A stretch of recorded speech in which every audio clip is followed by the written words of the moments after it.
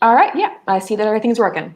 So one thing I'll have and go ahead and put on the screen here underneath me in the banner is a link to my playlist. I created a new playlist that's specifically about all of my time management and productivity tips on this channel. So I can show you here as well. If I go ahead and add this to the stream, and we're looking at my YouTube channel, if you go on down and you hit playlist, one of the new ones that I've added is productivity and time management tips. So on here, if you go to it, I'll go ahead and mute that one so you don't hear me.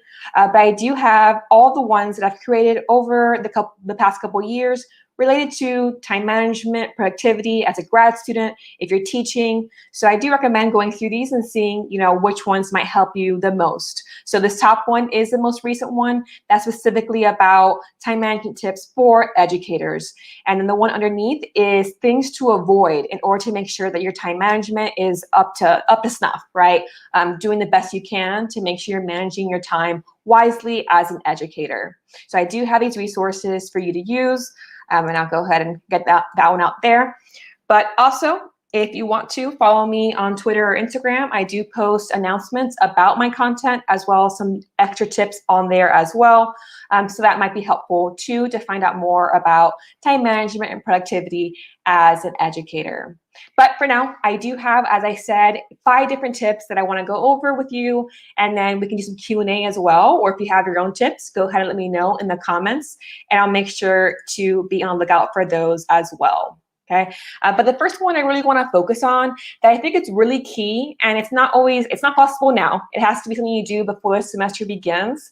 But my first major tip here is to design your curriculum, your courses, your classes, so that it's beneficial both for you and for your students time management wise. Okay, so a lot of the times I teach literature and writing. So I mean, if I didn't have to spend so much time getting feedback, I can do tons of written assignment, like paper 1, paper 2, paper 3, paper 4. I'll give you tons of feedback. It'll be awesome. But it's not that awesome when it takes me so long to give great feedback to my students when I have so many of them. And so in order to make it better for me, I assign as few papers as possible and then just do smaller activities, group projects, presentations, other ways I can grade that's a bit faster rather than having so many written assignments that take me quite a while to get through. Okay, so the first tip here is to really focus on how can you design your assignments so that some, yes, are going to be time consuming as far as giving feedback, but others can be really quick, right? You can just do, all right, this is correct or this is incorrect. Here's a sentence or two of things you can improve. Here's a resource that you can go to in order to learn more about this. And then there's a few where you actually do, okay, here's my marginalia, my little detailed feedback on how to improve, going into the next paper, for example. So I do think one way to really help with your managing your teaching responsibilities versus all your academic ones, your research, your publications, your service, etc., is to make sure that when you design your classes, you're not assuming that like, okay, yes, you have all these papers and it'll be wonderful. It won't be when it comes to actually getting feedback. So really design it with that in mind. And I do have a link at the bottom in the description. I had a series about creating your course, designing your course. And one of those elements was about your major assignments, how to design those, as well as how to design your course schedule. So again, it's great for you and also for your students. Okay, so that's my first, big tip.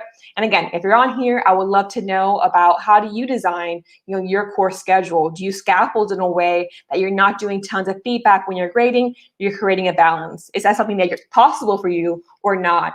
Are you limited in being able to take this tip and use it? Okay, but then the second one, and I mentioned this in, again, that time management video, that's the first one in the productivity playlist. And it's basically here that you're gonna go ahead and consider, all right, you know what? I'm gonna time chunk my day, or I'm gonna time chunk my activities. And so there's 2 ways of doing this. So in the first hand, it might be on Monday, Wednesday, and Friday, I do my teaching work. On Tuesday and Thursday, I do my publishing work. Right? Or I do Monday, Tuesday, Wednesday, I do writing no matter what, even if I'm teaching. Thursday, Friday, I do service no matter what. And then obviously whenever I teach are the days that I teach, right? So it's basically you're getting a schedule of on what days am I doing certain types of activities. And that can help create a balance, and it can change depending on your responsibilities. So if you're teaching Tuesday, Thursday, those days can be, I just spend all my time grading, course planning, lesson planning, and teaching on those days. And then again, Monday, Wednesday, I do my research work, and on Friday, I do my service work. And so you have that balance. But then maybe some weeks, I have 2 projects, research projects, rather than 1. Okay, maybe that week, all 3 days, Monday, Wednesday, Friday, are devoted to research, and you put your service on the back burner, right? So having that element of how is my week going to be designed to make it the best for my balance with all my responsibilities. And then on the other hand, if you think like, you know what, spending all of Monday on research is just really tedious, it's going to be overwhelming for me, then maybe you do chunking by activity. And so you might have, okay, on Monday, I have these 3 tasks that I want to do. 1 is research related, 1 is service related, 1 is teaching related. And then do chunking of time. Between 10 a.m. and 12 p.m., I'm going to do my teaching thing. Between 1 and 4, I'm going to do my research thing. And between 5 and 7, I'm going to do my service thing. It doesn't have to be 5 on the dot to 5:30, right? It's just in this chunk of time, I'm going to accomplish this task. And so that's another way of giving you some fluidity, but also some structure when doing these activities that you have to do in order to balance, again, your academic responsibilities that aren't teaching related. So I do kind of really recommend this in the sense of theming your weeks, theming your days as much as possible. But now I know, like, again, this is something that I'm trying to do, but I've had some success, but also some not success, right? Sometimes when I have it on my to-do list and it doesn't actually get done, I can't cross it off. So in that case, what I recommend is really knowing yourself. Like, are you someone who really excels with internal motivation, or are you someone who excels with external motivation? You need to have an accountability partner, right? Or a mentor or an advisor or a boss who's giving you these external deadlines and these external reasons for getting things done, right? Which one works best for you? Which one do you thrive on, right? Now, it might be unhealthy. Maybe you're an external motivator person like I am, and it's not the healthiest thing to be, right? But at least knowing that can give you a sense of, okay, I need to find a partner. Maybe not a boss, because that's really high stress, but I'm going to find someone else who's in a similar avenue as I am, a similar path that I'm on. And together we can work to make sure that we each accomplish our goals. So in my case, I do have, for example, on Meetup, the app, I have a group that I'm a part of where you just co-work on our dissertations or on our research, right? So you just go on Zoom, hour and a half, get work done. So give a sense of, are you great with internal motivation? You know your why, you know your reason for doing it, and it's all you need to get things done. Fantastic, right? Write your list, time chunk, right? And you'll be great. But if you are someone who thrives on external motivation, then consider how can you do that. So I do have a video in that playlist about finding accountability partners and how to actually do accountability as far as creating trackers. And so again, you can see that in a link below. But definitely see here, know yourself. You know, how are you motivated? And knowing that, how can you make sure that that motivation works for you when balancing all your tasks in teaching and academic life? And then my 4th tip is only say yes to projects that are specifically going to meet a goal that you have for your life. Okay, so in this case, it's basically learning to say no, but also learning how to say yes to the right things. So if you know, well, my career trajectory, where I want to be is here, then anytime someone says, hey, I have this project, do you want to take part? I think you'd be great at it. Well, think about it. Is this research going to help me in my goal? Yes, fantastic. If you have the time, go ahead and say yes. But if it's tangential, you're interested, you're flattered, but it's not going to help with that goal, say no. Right? Say no as often as you can. So you're only doing things, putting things in your schedule that you really, really need for where you want to be in life, or that for some reason it's really, really connected to your why, right? So your passion for social justice, right? Maybe that's enough of a reason to say yes to something. But on the whole, I really think knowing where you want to be and then making sure you only say yes to things that will help you get there. Now, in my case, I'm kind of in this area where I'm finishing my PhD. I'm not really sure what my future will bring career-wise. So at this point, I might be getting offers and it might be like, well, I don't know if it's going to help with my goal because I'm not even totally sure what my goal is, right? So maybe you have a situation as well. And if you do, again, I'd love to hear your thoughts on this in the comments. But in my case, what I'm doing is, you know what, if it's something that might be interest me, but I don't see it being my goal at least 1 year or 2 years down the line, then I go ahead and say no, right? It's only if I really get a sense of this can really take me somewhere, will I say yes to an offer for some kind of project that I can be doing, some kind of service that I can be doing. So I do think it's really helpful to say no as much as possible. And that obviously can help to make sure that the only things on your plate are things that you feel really strongly about, because that can help with the internal motivation, right? And so that's my 4th tip here. Say no as often as you can, okay? Excuse me, let me get a little drink of water.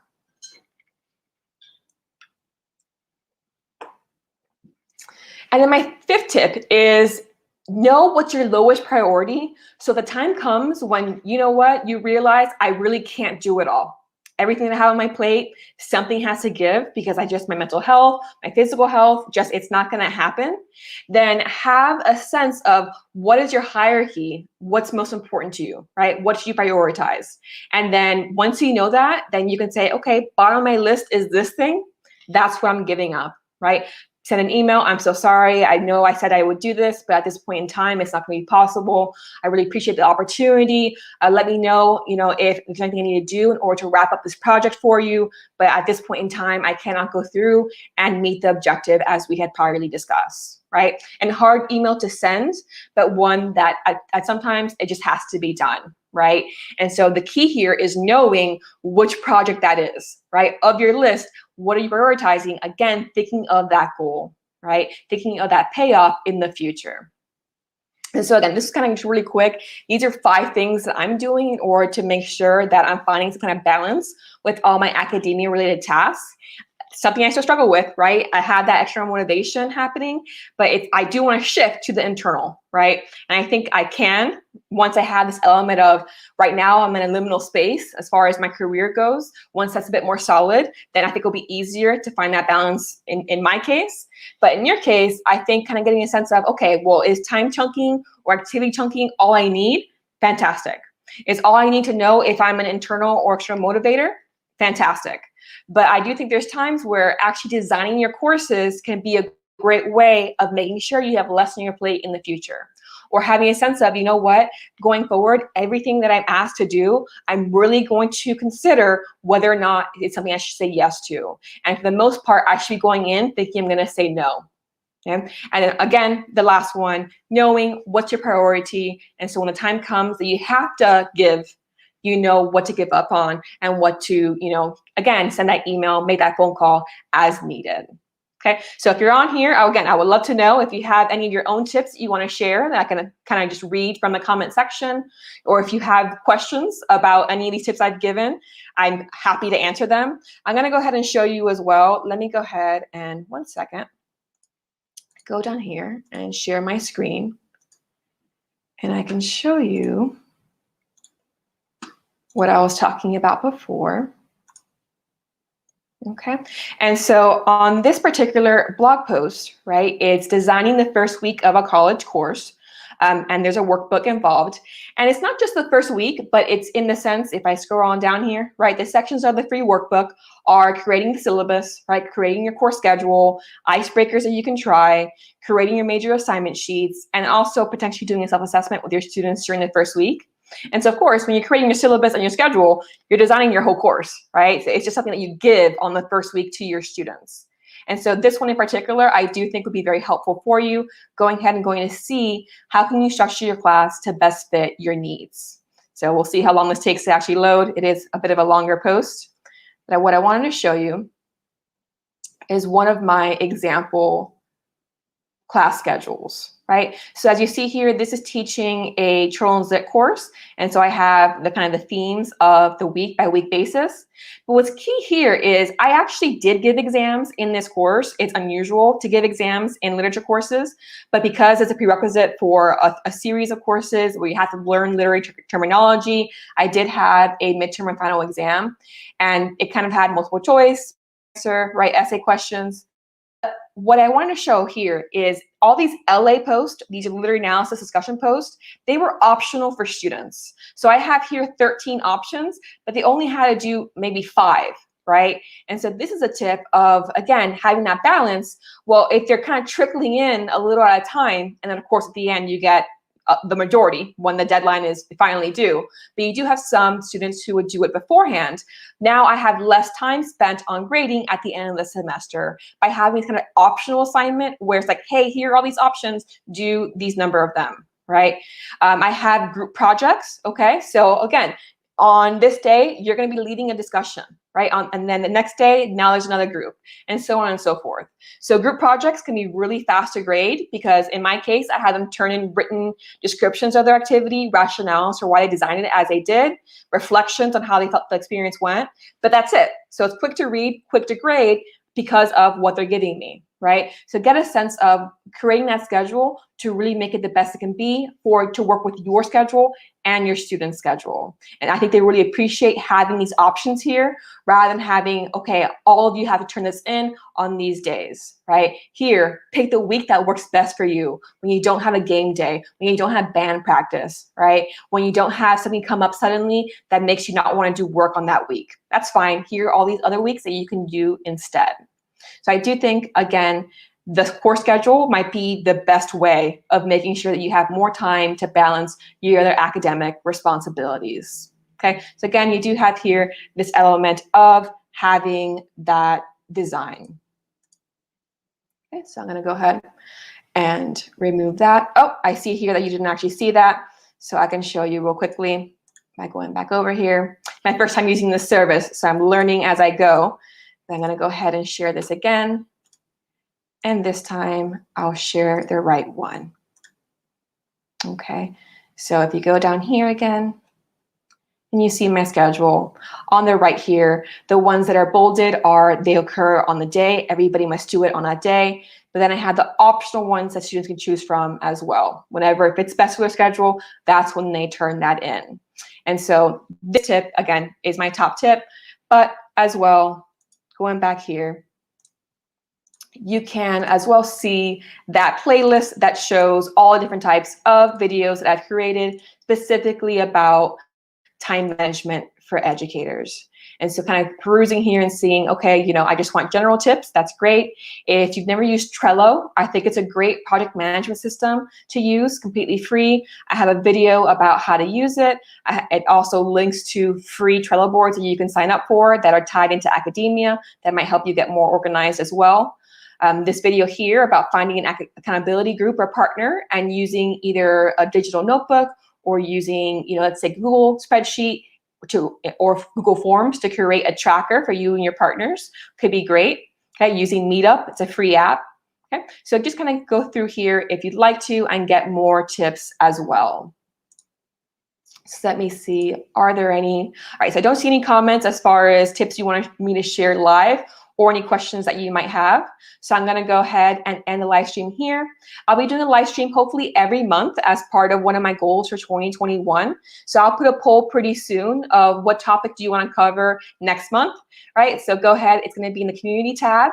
And if you haven't subscribed to this channel yet, I recommend doing so, of course, to make sure you don't miss out on any future teaching tips or ed tech tutorials, but also these live streams as well, where you can kind of take part more, be a bit more community building on here on Ever Educating. So thank you for watching, and I'll see you next time with a new live stream.